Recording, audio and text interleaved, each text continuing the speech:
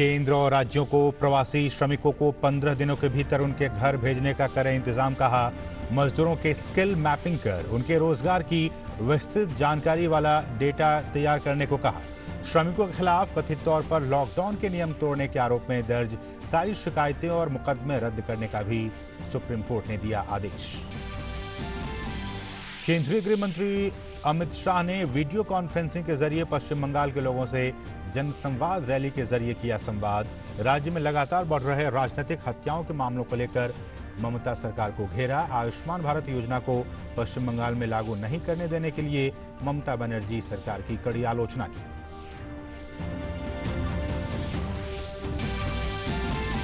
राज्यसभा चुनावों के लिए नामांकन दाखिल करने का आज आखिरी दिन। राज्यसभा की 24 सीटों के लिए 19 जून को होना है चुनाव।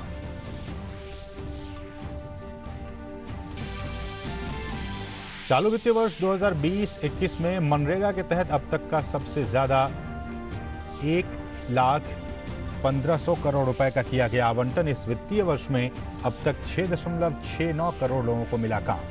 आजीविका के लिए जल संरक्षण और सिंचाई, वृक्षारोपण, बागवानी से संबंधित कार्यों में लोगों को काम देने पर जोर। भारत में कोविड-19 के 1,29,214 मरीज हुए स्वस्थ। 7,466 लोगों की कोरोना से हुई मौत। 1,29,917 सक्रिय मामले। WHO ने कहा, दुनिया भर में कोरोना संक्रमण की स्थिति बेहद भयावह। देशों से की संक्रमण को काबू में करने के लिए प्रयास जारी रखने की अपील। दुनिया भर में 71 लाख से ज्यादा लोग कोरोना से संक्रमित। मरने वालों की संख्या 4 लाख के पार।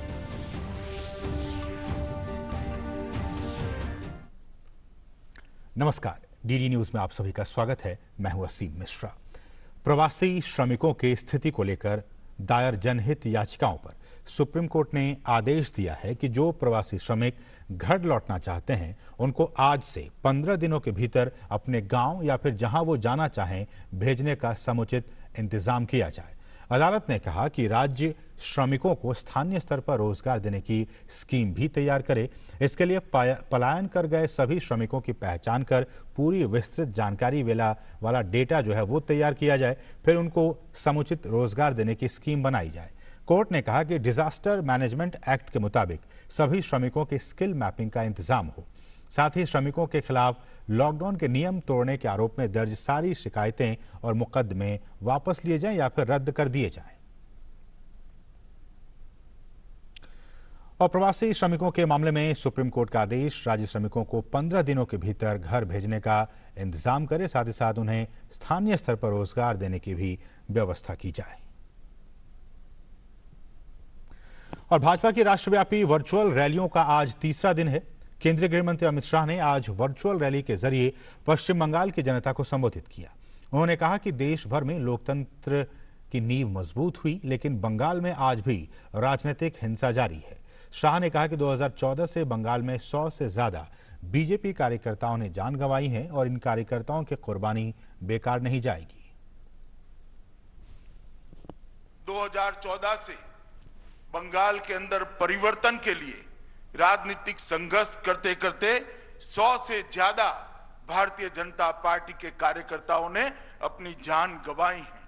मैं बहुत संवेदना के साथ आज 100 कार्यकर्ताओं के परिवारों को सलाम करना चाहता हूं कि आपके परिवार का त्याग, आपके परिवार का बलिदान सोनार बांग्ला के निर्माण में एक महत्वपूर्ण पड़ाव है। इसका बहुत योगदान है और जब भी बंगाल के अंदर परिवर्तन का इतिहास लिखा जाएगा, आपके परिजनों ने जो बलिदान दिया है उसको स्वर्णिम अक्षर से लिखा जाएगा। और गृहमंत्री ने कहा कि भाजपा केवल राजनीतिक विस्तार के लिए ही नहीं बल्कि असल मायनों में राज्य को सोनार बांग्ला बनाना चाहती है। उन्होंने राज्य की ममता सरकार से कहा कि उन्हें अपनी सरकार के कामकाज का हिसाब देना चाहिए। हमारा आप हिसाब मांगती हो, मैं तो हिसाब लेकर आया हूं। आप कल जरा एक प्रेस कॉन्फ्रेंस कर आपके 10 साल का हिसाब दीजिएगा और ध्यान से दीजिएगा, कहीं बम धमाकों की संख्या मत बता दीजिएगा, बंद फैक्ट्रियों की संख्या मत बता दीजिएगा, भाजपा के मार दिए कार्यकर्ताओं की संख्या मत बता दीजिएगा। हिसाब लाना है तो विकास का लेकर आइए ममता दी, मैं आपको कहता हूं कल आप हिसाब लेकर आइए। और अमित शाह ने पश्चिम बंगाल में आयुष्मान भारत योजना को लागू करने की अनुमति न देने के लिए ममता बनर्जी को आड़े हाथों लिया। उन्होंने कहा कि ममता बनर्जी बंगाल में गरीबों के कल्याण पर ध्यान नहीं देती है, इसलिए वो केंद्र की योजना का लाभ बंगाल में गरीबों को नहीं लेने दे रही है। मोदी जी लोकप्रिय न हो जाए इसके डर से ममता दीदी आयुष्मान भारत योजना को बंगाल की धरती पर उतारना नहीं चाहती। मैं पूछना चाहता हूं ममता दीदी से, क्या बंगाल के गरीब का अधिकार नहीं है? क्या बंगाल के गरीब को अपने बूढ़े बाप का छोटे बच्चे की इलाज कराने का अधिकार नहीं है? आयुष्मान भारत योजना से बंगाली क्यों विमुख है? आपकी राजनीति करने के लिए बहुत सारे मैदान है ममता जी, कोई मैदान आप तय कर दो, कर लेंगे दो हाथ। गरीबों के अधिकार को आप क्यों रोक कर बैठे? और मैं आज बंगाल की जनता को कहना चाहता हूं, ये सरकार बंगाल के गरीबों के अधिकार को रोक कर बैठी। हम किसानों को पैसा भेजना चाहते हैं, किसानों की सूची नहीं मिलती। हम गरीबों को आयुष्मान भारत योजना के माध्यम से 5 लाख तक स्वास्थ्य का खर्चा देना चाहते हैं। आयुष्मान भारत योजना बंगाल के अंदर लागू नहीं होती। किस प्रकार की व्यवस्था आप कर? राजनीति की भी एक हद होती, और आप हमें कह रही है हम राजनीति कर रहे हैं। देश भर ने आयुष्मान भारत योजना स्वीकार ली, अंत में अरविंद केजरीवाल जी ने भी स्वीकार ली, मगर ममता दीदी आप क्यों नहीं स्वीकार रही हो? बंगाल की जनता आपको पूछना चाहती है और मैं भी पूछना चाहता हूं। और गृहमंत्री ने कहा कि भाजपा हमेशा अपने कामकाज का हिसाब जनता के सामने रखती है, लेकिन ऐसे भी सरकारें हैं जो 10 सालों से सत्ता पर काबिज होने के बावजूद जनता को अपने काम का हिसाब नहीं देती है। जब विचारधारा का, अपने स्वप्नों का विस्तार करना होता है तो जनसंपर्क और जनसंवाद बड़े महत्वपूर्ण होते हैं। भारतीय जनता पार्टी का ये कार्य संस्कृति रहा कि जहां जहां जनादेश मिला, हमने हमेशा के लिए अपने हिसाब देने के लिए जनता के सामने हम जाते रहे। 1 साल हो, 2 साल हो, 3 साल हो, 4 साल हो, 5 साल हो, हम जनता के सामने गए और हमारा हिसाब दिया। हम वो दलों में से नहीं है जो 10-10 साल तक बैठते हैं फिर भी शिकायतें ही करते रहते हैं। भाई सत्ता आपको दे दी, सरकार आपको दे दी और हालत नहीं संभल रहे हैं तो केंद्र पर हमले करना। हम वो दल नहीं है। हम सत्ता जब मिलती है तब परिवर्तन करने में विश्वास करते हैं। राज्यसभा की कुल 24 सीटों पर होने वाले चुनाव के लिए नामांकन की आज आखिरी तारीख है। 19 जून को होने वाले इस चुनाव के लिए आंध्र प्रदेश से 4, गुजरात से 4, झारखंड से 2, मध्य प्रदेश से 3, मणिपुर से 1, मेघालय से 1 और राजस्थान से 3 सीटों के लिए चुनाव होने हैं। चुनाव आयोग ने जून जुलाई में खाली होने वाले 3 राज्यों की 6 और सीटों पर चुनाव का ऐलान भी 19 जून के लिए ही किया है, जिसमें अरुणाचल से 1, कर्नाटक से 4 और मिजोरम से 1 सीट शामिल की गई है। मतदान 19 जून सुबह 9 बजे से शाम 4 बजे तक होगा, जबकि नतीजे उसी दिन शाम 5 बजे तक आ जाएंगे। चुनाव आयोग ने राज्यसभा की 24 सीटों पर चुनाव की सभी प्रक्रियाओं को 22 जून तक पूरा करने के आदेश दिए हैं।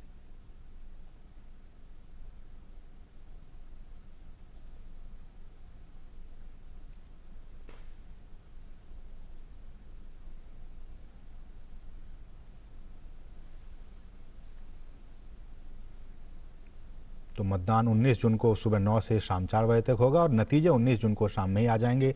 इस बीच 19 जून को होने वाले 24 सीटों के राज्यसभा चुनाव में अब तक कई ऐसे उम्मीदवार सामने आ चुके हैं जिनकी वजह से ये चुनाव बेहद दिलचस्प होता जा रहा है। इनमें मध्य प्रदेश की राज्यसभा सीटों पर बीजेपी की ओर से ज्योतिरादित्य सिंधिया और कांग्रेस की ओर से दिग्विजय सिंह, राजस्थान में कांग्रेस की ओर से केसी वेणुगोपाल, वहीं गुजरात में मुकाबला बीजेपी और कांग्रेस के बीच आमने सामने का है। यहां भी कड़ी टक्कर देखने को मिल सकती है। इस चुनाव में सबसे दिलचस्प पहलू कर्नाटक से सामने आया है, जिसमें पूर्व प्रधानमंत्री एचडी देवगौड़ा ने नामांकन दाखिल कर दिया है। चालू वित्तीय वर्ष यानी 2020-21 के दौरान महात्मा गांधी राष्ट्रीय ग्रामीण रोजगार गारंटी योजना यानी मनरेगा के तहत 1,01,500 करोड़ रुपए का आवंटन किया गया है। ये इस कार्यक्रम के तहत अब तक का निधियों का सर्वाधिक आवंटन है। वित्तीय वर्ष 2020-21 के दौरान 31,493 करोड़ रुपए की राशि पहले ही जारी की जा चुकी है, जो कि चालू वित्तीय वर्ष के बजट अनुमान के 50% से ज्यादा है। अब तक 60 करोड़ 80 लाख श्रम दिवसों का सृजन किया गया है और 6 करोड़ 69 लाख व्यक्तियों को कार्य प्रदान किया गया है। मई 2020 में औसतन 2.5 करोड़ व्यक्तियों को प्रतिदिन कार्य दिया गया, जो कि पिछले साल मई में प्रदान किए गए कार्य से 73% अधिक है, जो कि 1.45 करोड़ व्यक्ति प्रतिदिन था। वित्तीय वर्ष 2020-21 के दौरान अब तक कुल 10 लाख कार्य संपन्न किए जा चुके हैं। आजीविका को बढ़ावा देने के लिए जल संरक्षण और सिंचाई, वृक्षारोपण, बागवानी से संबंधित कार्यों और व्यक्तिगत लाभकारी कार्यों पर ध्यान केंद्रित किया जा रहा है। और कृषि मंत्री ने कहा कि मनरेगा के तहत काम मांगने पर सरकार काम देने के लिए प्रतिबद्ध है। हालांकि उन्होंने प्रतिबद्धता जताई कि जैसे जैसे लॉकडाउन खुलेगा वैसे वैसे शहरी और ग्रामीण क्षेत्रों में रोजगार के नए मौके मिलेंगे। और कोविड के ताजा आंकड़ों पर नजर डालें तो देश में कोरोना के सक्रिय मामले 1,29,917 हो गए हैं। 1,29,214 लोग कोविड-19 को हराकर ठीक भी हो चुके हैं। कोरोना के कारण 7,466 लोगों की मौत भी हुई है।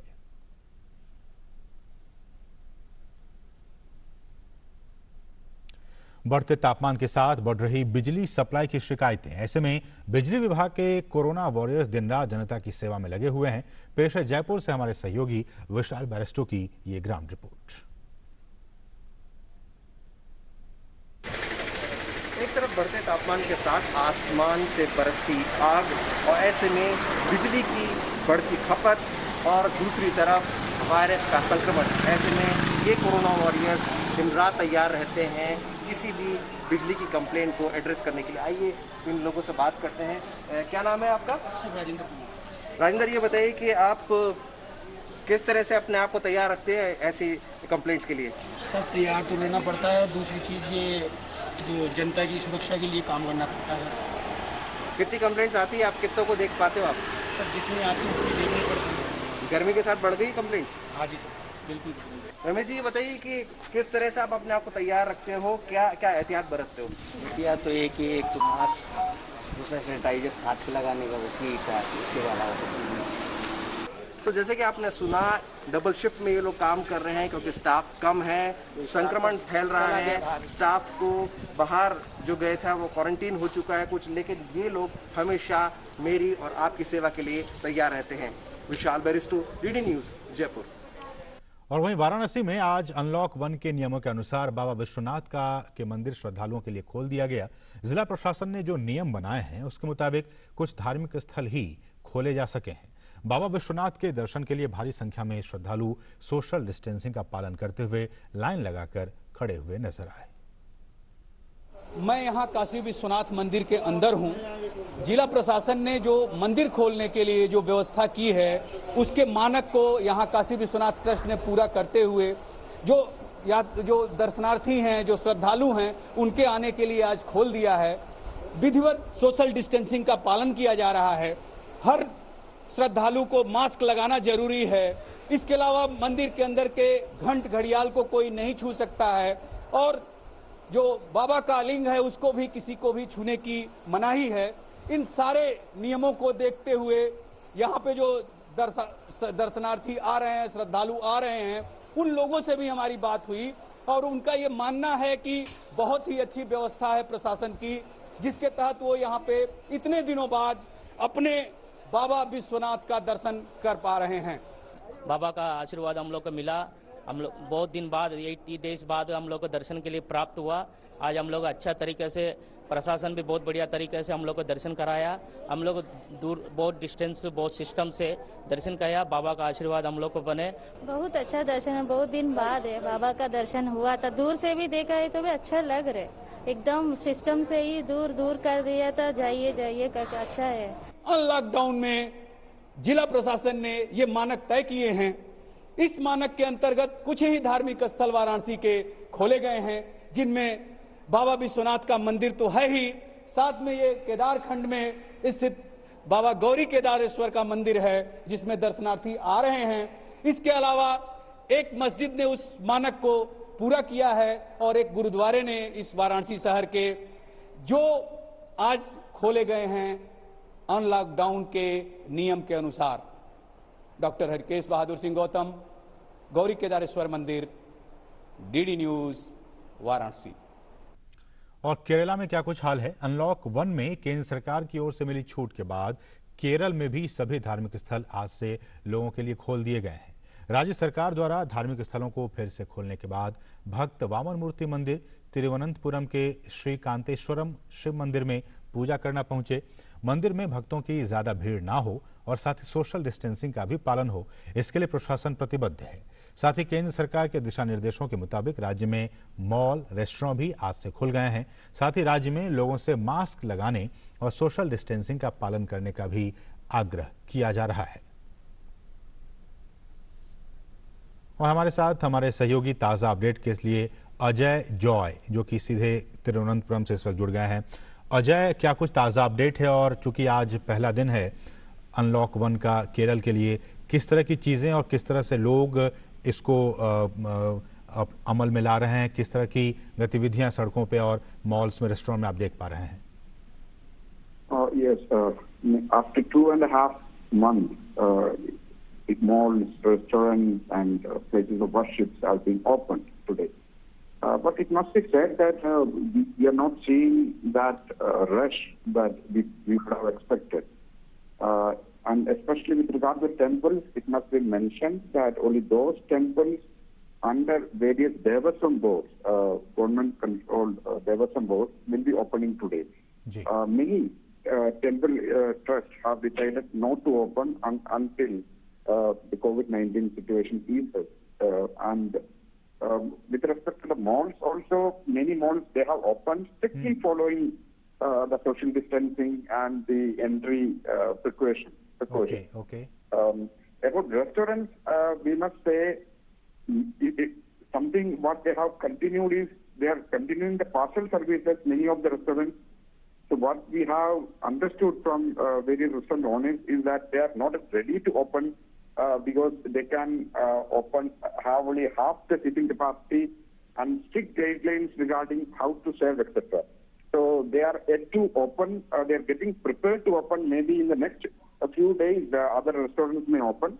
But time being, restaurants, it's not a big. They haven't opened in a big scale. And regarding the temple opening also, there is a small controversy happening right now. Various Hindu organizations have commented that the decision by the जी अजय, बहुत बहुत शुक्रिया, lot of thanks आपको, आपने इन तमाम ताज़ा हम तक पहुंचाया। जैसे कि अजय कह रहे थे कि बहुत सारे मॉल्स खुल गए हैं, कुछ अभी भी नहीं खुले हैं, और बहुत सारे रेस्टोरेंट भी खुल गए हैं, लेकिन वहाँ पे जो गाइडलाइंस है उनका प्रॉपर पालन किया जा रहा है। मॉल्स में भी उसका पालन किया जा रहा है, रेस्टोरेंट में भी पालन किया जा रहा है, ताकि लोग कोविड से बच सकें और उनकी जो दैनिक गतिविधि है वो भी चल सके। ये थे हमारे सहयोगी अजय, जो कि केरल से ये ताज़ा अपडेट दे रहे थे। बढ़ेंगे आगे। IIT रुड़की के शोधकर्ताओं की एक टीम ने कोविड-19 के प्रसार को कम करने के लिए फेस मास्क और PPE के लिए एक नैनो कोटिंग प्रणाली विकसित की है। ये नैनो कोटिंग मौजूदा मास्क में वायरस के खिलाफ सुरक्षा की एक अतिरिक्त परत प्रदान करती है और रोग के संक्रमण के जोखिम को भी कम कर सकती है। इस कोटिंग का परीक्षण वायरस को 10 से 15 मिनट के भीतर प्रभावी तरीके से खत्म करने के लिए किया गया। कोटिंग में प्रयुक्त फोटोकेमिकल को वायरस को नष्ट करने के लिए इस्तेमाल किया गया। और केंद्रीय मानव संसाधन विकास मंत्री डॉक्टर रमेश पोखरियाल निशंक ने इस नई खोज की सराहना करते हुए कहा है कि यह हमारे कोरोना योद्धाओं के लिए मददगार होगा। उन्होंने जैव प्रौद्योगिकी विभाग के प्रोफेसर नवीन नवानी के नेतृत्व में काम करने वाली टीम को बधाई दी। पाकिस्तानी सेना ने आज जम्मू कश्मीर में एक बार फिर से संघर्ष विराम का उल्लंघन किया। रक्षा मंत्रालय के प्रवक्ता ने डीडी न्यूज को बताया कि आज सुबह पाकिस्तानी सैनिकों ने सीमावर्ती पुंछ जिले के मनकोट सेक्टर में LOC पर अकारण ही गोलीबारी शुरू कर दी। भारतीय सेना पाकिस्तानी गोलीबारी का माकूल जवाब दे रही है।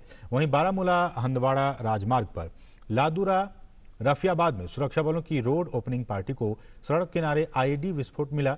मौके पर सेना का बम डिस्पोजल दस्ता बुलाया गया और उसे फिर डिस्फ्यूज किया गया।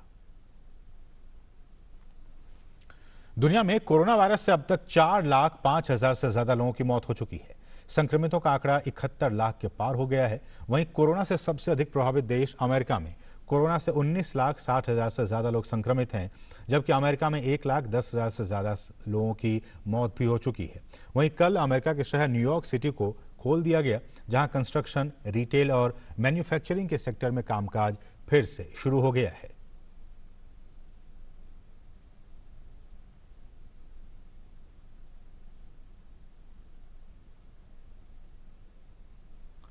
वहीं रूस में मॉस्को के मेयर ने कहा है कि राजधानी से जून में सभी तरह के जो बैन हैं, जो प्रतिबंध हैं, वो हटा लिए जाएंगे, जिसमें ब्यूटी सैलून, वेटनरी क्लिनिक खुल जाएंगे, जबकि म्यूजियम 16 जून से और जिम और रेस्टोरेंट 23 जून से खुलेंगे। रूस ने पढ़ाई, काम और इलाज के लिए विदेश जाने वालों को इजाजत दे दी है। रूस में कोरोना वायरस से मृतकों की कुल संख्या 5,963 हो गई है। संक्रमण के कुल मामले 4,76,000 से ज्यादा हो गए हैं।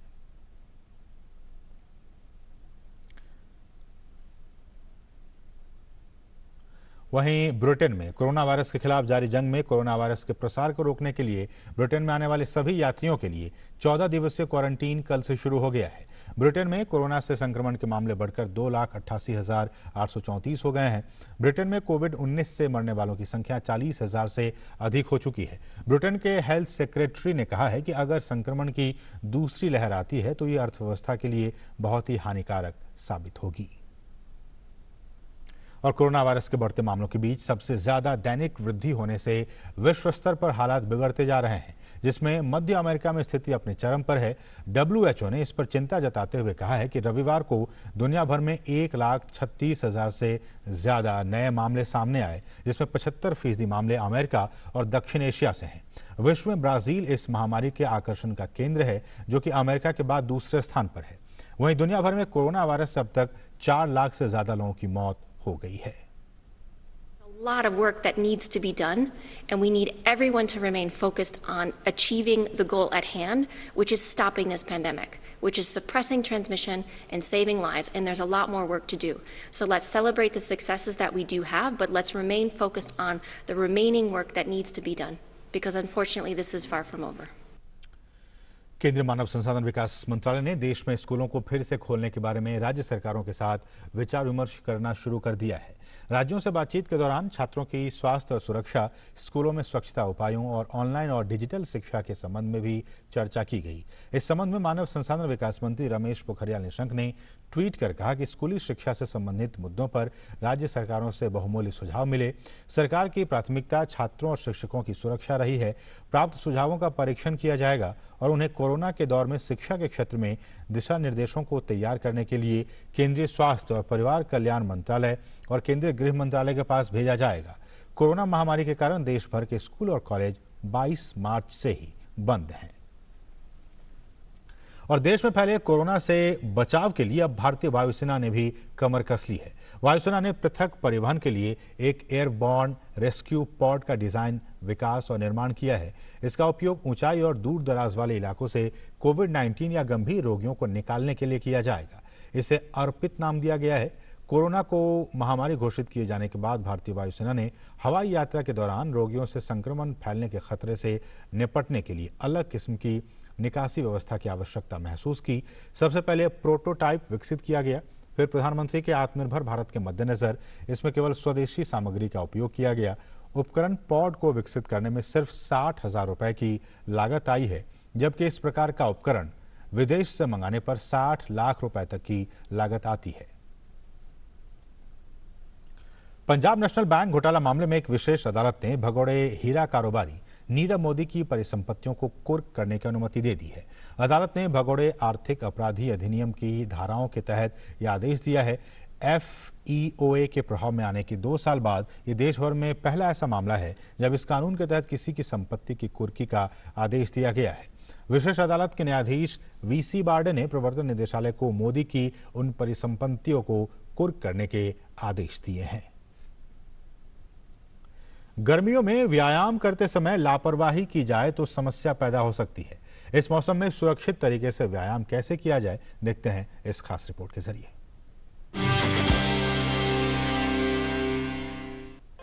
अधिक तापमान में तीव्र गति वाली क्रियाएं करने से लू लगने का खतरा हो सकता है, निर्जलीकरण की संभावना हो सकती है और कई अन्य स्वास्थ्य समस्याएं परेशान कर सकती हैं। गर्मी के मौसम में पसीना बहुत आता है और जब व्यक्ति को पसीना आता है तो उसमें शरीर से पानी का लॉस होता है और नमक का भी लॉस होता है, हमारे शरीर से नमक और पानी निकलते हैं। तो इनकी कमी न होने दें, इसके लिए ज़रूरी है कि आप नियमित रूप से पानी का सेवन करते रहें और खान पान में नमक की मात्रा थोड़ी सी बढ़ा दें। हम सलाह देते हैं कि एक्सरसाइज करने वाले व्यक्ति को गर्मियों में अपने साथ एक वाटर बॉटल रखनी चाहिए ताकि वो फ्लूइड रिप्लेसमेंट कर सके पानी पीने से। दूसरा इम्पॉर्टेंट चीज़ ध्यान में रखने की है कि कंफर्टेबल कपड़े पहने हों, टी शर्ट हो या ट्रैक पैंट्स हों, वो कंफर्टेबल हों, बहुत टाइट फिटिंग ना हो। और ये अगर सूती हो तो और अच्छा, क्योंकि सूती कपड़ा हमारी स्किन के लिए और ख़ास तौर से गर्मियों के मौसम में बहुत उपयुक्त रहता है। गर्मियों के मौसम में भी व्यायाम करना तो आवश्यक है, लेकिन साथ ही ये भी ध्यान रखना होगा कि कौन सी सावधानियां रखने से अपने स्वास्थ्य को व्यायाम के साथ ठीक रखा जा सकता है। आप बाहर धूप में एक्सरसाइज करके आए हैं, आउटडोर एक्सरसाइज करके आए हैं, एकदम से एयर कंडीशन कमरे में जाएंगे तो तापमान में अचानक बहुत अधिक परिवर्तन मांसपेशियों में क्रैम्प्स ला सकता है। क्रैम्प्स की संभावना शरीर से पानी और नमक निकलने की वजह से भी अधिक होती है। या आप एयर कंडीशन जिम में एक्सरसाइज कर रहे हैं बहुत देर तक, उसके बाद अचानक बाहर गर्मी में तपती धूप में लू में न चले जाएं, तो तापमान का परिवर्तन ग्रेजुअल होना चाहिए, ना कि सडन और एक्सट्रीम। एक चीज़ और जो ध्यान में रखने की ज़रूरी है कि बाहर जब आप एक्सरसाइज करते हैं गर्मियों में तो तापमान बहुत अधिक होता है, लू चलती है, तो उसका हीट का भी एडवर्स इफेक्ट स्वास्थ्य पर पड़ सकता है। तो एक्सरसाइज करने के लिए आप दिन का वो समय चुनें जब बहुत अधिक गर्मी नहीं है। आप सुबह एक्सरसाइज कर सकते हैं या शाम को एक्सरसाइज कर सकते हैं जब तापमान बहुत अधिक नहीं होगा और आपके शरीर के टॉलरेंस के मुनाफिक उपयुक्त रहेगा। गर्मियों के मौसम में व्यायाम करते समय कुछ बातों का ध्यान रखें, जिससे इस मौसम में भी आप सुरक्षित तरीके से व्यायाम कर सकें। किरण भारद्वाज, डीडी न्यूज।